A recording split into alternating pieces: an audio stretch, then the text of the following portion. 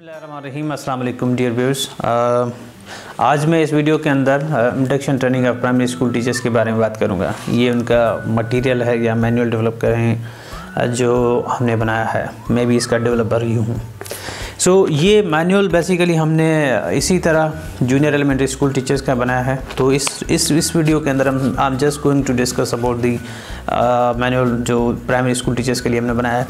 तो ये मैनुअल जो है बेसिकली 24 दिन का मैनुअल है। आई मीन इट मीन्स कि ये ट्रेनिंग जो है आपकी 24 डेज़ की होगी। अब इस 24 दिन के अंदर हम लोग इसके अंदर बहुत सारे थीम्स हैं जो इसके अंदर मैं जब इसको ओपन करूँगा और आपको बताऊँगा इसके ऑब्जेक्टिव्स भी, तो फर्दर ये क्लियर हो जाएगा।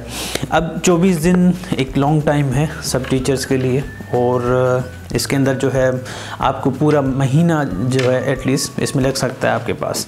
महीना इसलिए क्योंकि इसके अंदर जो 4 तो आई थिंक जो है संडे भी इसमें इंक्लूडेड होंगे, तो वो आपकी तो इसको काउंट करके एक महीने की ट्रेनिंग बन जाती है।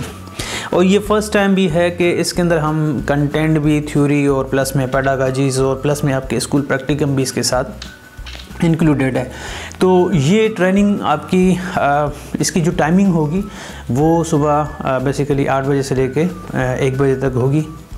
इसमें आपके सेंटर्स के ऊपर जैसे हम स्कूल टाइमिंग में होगी तो वहाँ पे इसलिए हमने ये भी सोचा था कि आप स्कूल में रहें या सेंटर पे रहेंगे तो आप डेली जो है कोई रेजिडेंशियल प्रोग्राम नहीं है इसके अंदर, आप डेली आउटबैक करेंगे अपने होम प्लेस के लिए और प्लस में सेंटर्स के बीच में, और ये डिस्ट्रिक्ट लेवल पे आपकी ट्रेनिंग होगी। तो इस मैनुअल के अंदर जो हमने बेसिकली थीम्स रखे हैं बेसिकली, तो वो उसको अगर हम देखें इसके अंदर ऑब्जेक्टिव्स जो हमारे हैं तो वो बहुत सारे ऑब्जेक्टिव्स हैं। मैं उन ऑब्जेक्टिव्स के ऊपर जस्ट डिस्कस करूंगा। जैसे to build the capacity of elementary school teacher, primary school teachers जो हमारे for effective classroom delivery as per job description, कि आप इफेक्टिव टीचिंग किस तरह करेंगे अपने क्लासरूम के अंदर, किस तरह पढ़ाएंगे आपके, तो उसके हवाले से to understand and apply the 21st century skills, तो उसके बारे में कि 21st सेंचुरी स्किल जो नीड है बेसिकली वो क्या है, 21st सेंचुरी की जो पेडागॉजीज़ हैं, जो 21st सेंचुरी की टीचिंग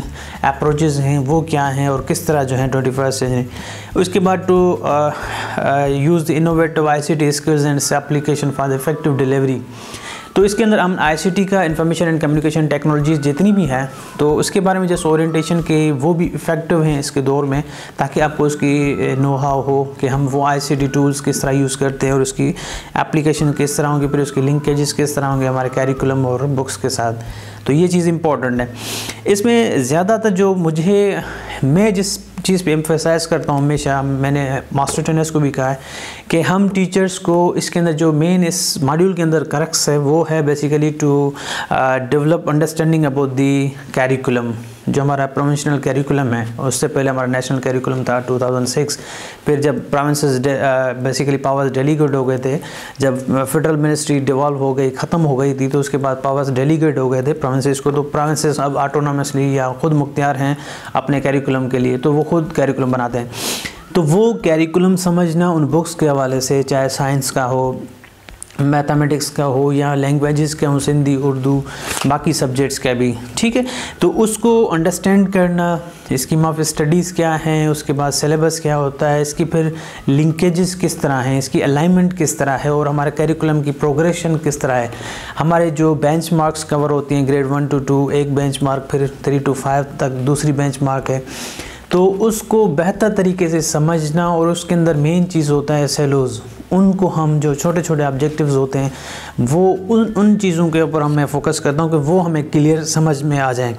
फिर NPSTP के बारे में कि हमारे टीचर्स के लिए पाकिस्तान में किस तरह के स्टैंडर्ड होने चाहिए, फिर उसके सिलेक्शन मयार क्या होना चाहिए, फिर कुछ चीज़ें साइकोलॉजिकल हैं, कुछ चाइल्ड सेंटर्ड पेडागॉजीज़ हैं, टीचिंग मेथोडोलॉजीज़ हैं, अप्रोचेज़ हैं, लेसन प्लानिंग है, उसके बाद लेसन डिलीवरी है, माइक्रो टीचिंग है।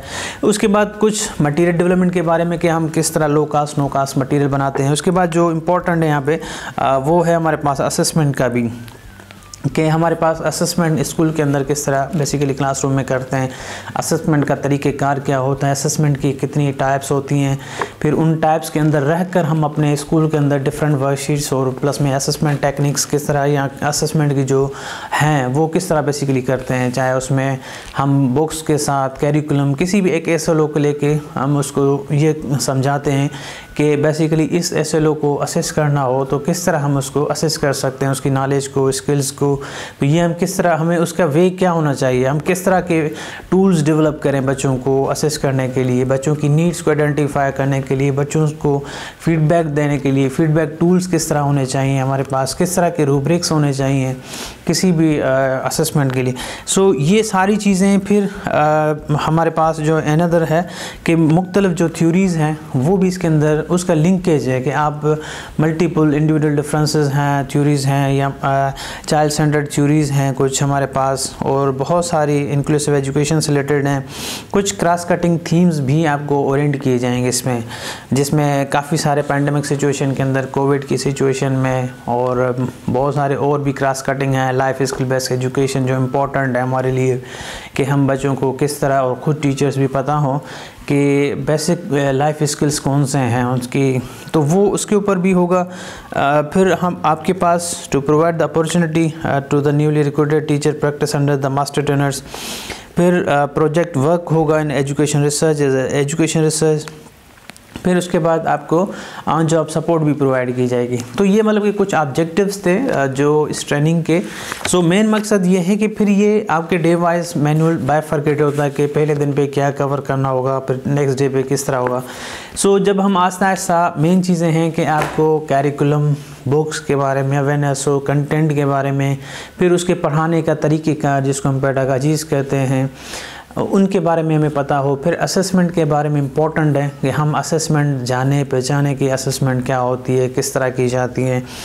असेसमेंट का एटलीस्ट बेसिकली वो साइंटिफिक प्रोसेस है, तो एटलीस्ट आप उसको किस हद तक पर्टिकुलर तक आप इंशाल्लाह इसको समझ लेंगे इंशाल्लाह। सो ये हमारे प्राइमरी स्कूल टीचर्स के मैनुअल है। फर्दर मैं इसको 1 बाय 1 डे वाइज इसको लेके और टॉपिक्स को एक्सप्लोर भी करूँगा आपके लिए कि आपको ये चीज़ें क्लियर हो जाएं। जैसे फॉर एग्जांपल NPSTP असेसमेंट के जितने भी डेज़ होंगे तो वो मैं इसी तरह आपके सामने आऊँगा और लेक्चर्स दूँगा कि असेसमेंट किस तरह की जाती है। कैरिकुलम इंपॉर्टेंट टॉपिक है तो उसको किस तरह लाइन किया जाता है। थ्योरीज़ हैं तो उसके ऊपर बात करूँगा। ICT का सेशन है तो उसके ऊपर बाकी बहुत सारा मटेरियल्स के होगा जो कुछ रीडेबल होगा, वो आप इसको खुद एक्सप्लोर कर लीजिएगा।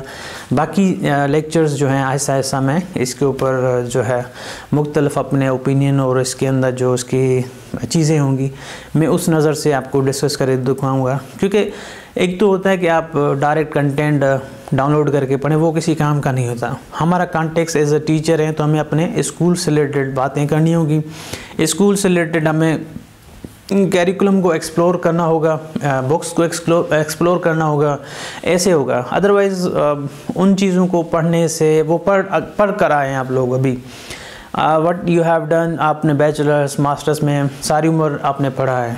अब यहाँ पे प्रैक्टिकली चीज़ें होंगी। हमें यहाँ पे कैरिकुलम की डेफिनेशंस रट्टा नहीं मारना, भी हमें ये समझना होगा। बेसिकली हमें ये स्किल्स डेवलप करने होंगे। हमें अब असेसमेंट की डेफिनेशंस नहीं पढ़नी कि formative assessment is what, summative assessment is what. ये अब पढ़ाने का टाइम नहीं है। ये अब आपको बेसिकली प्रैक्टिकली आपको जाके ये चीज़ें करनी होंगी।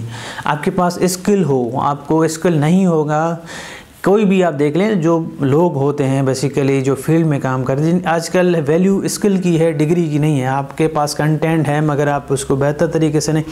मोस्ट ऑफ लोग कहते हैं यार मैं असेसमेंट का एक्सपर्ट हूँ, मगर उनको कोई एक सिंपल MCQs बनाना नहीं आ रहा है, मल्टीपल चॉइस क्वेश्चन या CRQ का ही नहीं पता।